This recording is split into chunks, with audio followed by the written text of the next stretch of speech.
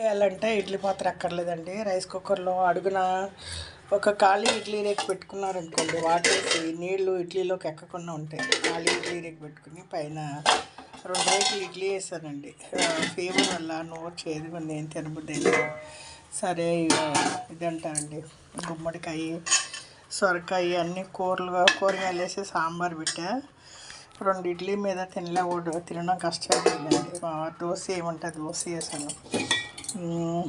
ఇంకా ఇదండి, మనకి ఒంట్లో బాగున్నప్పుడే మనకి ఇష్టమైన కాయలన్నీ వస్తాయండి. ఇప్పుడే థ్రోట్ పెయిన్ జ్వరంగా ఉంది. మా అక్కగారు అబ్బాయి కాయలు, చెన్నైలో కాయలు దొరకవండి.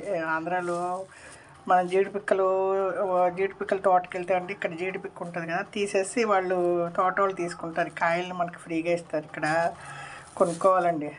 దొరుకుతాయి కానీ సీజన్లో పెద్ద మార్కెట్కి వెళ్తే మా అక్కగారు అబ్బాయి వెళ్ళారంట, తీసుకొచ్చారు. నాకు అసలు థ్రోట్ పెయిన్, తినాలని ఆశగా ఉంది కానీ టిష్యూ పేపర్ వేసి ఫ్రిడ్జ్లో పెడితే తర్వాత తినొచ్చండి. నొసగా ఉంటుంది. ఇది కాయ ఉప్పు కారం వేసి నంచుకుని తింటే బాగుంటుందండి. పైనాపిల్ లాగా ఉంటుంది.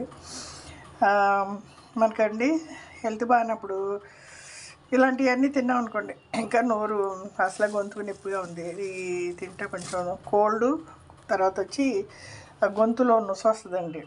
దాని గురించి మా అమ్మ వాళ్ళు తిట్టేవాళ్ళు చిన్నప్పుడు. అయినా మేము తోటకెళ్ళి ఆ గింజలు మాత్రం వాళ్ళకి ఇచ్చేసి కోసి మేమే కోసేవాళ్ళం చెట్టుకి.